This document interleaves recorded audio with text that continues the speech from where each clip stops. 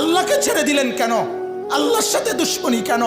যে ছেলেটা সারাদিন একটা ওয়াক্ত নামাজ পড়ে না, যে বিবি একটা ওয়াক্ত নামাজ পড়ে না, যে মেয়েটা পর্দা করে না, তারে জিজ্ঞাসা করেন না যে মা সবার সাথে সম্পর্ক বজায় রাখো, মালিকের সাথে কেন দুশ্মনী?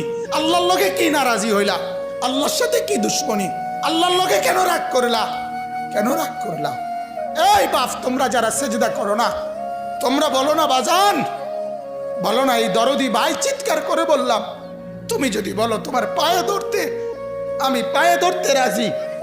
তুমি যদি বলো তোমারে জড়িয়ে ধরে কানতে, আমি কানতে রাজি।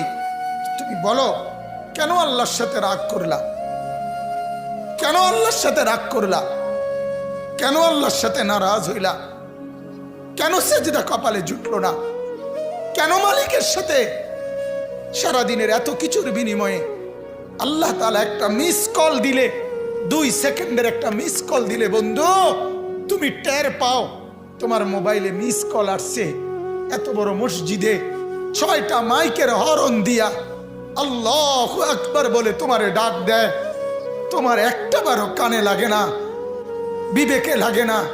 তোর মতো শক্ত ডাকাত, তোর মতো পাষাণ বেটা আর কে হইতে পারে? বেটা কথা বলেন না কেন? তুই ডাকাত, কত বড় ডাকাত? হ্যাঁ,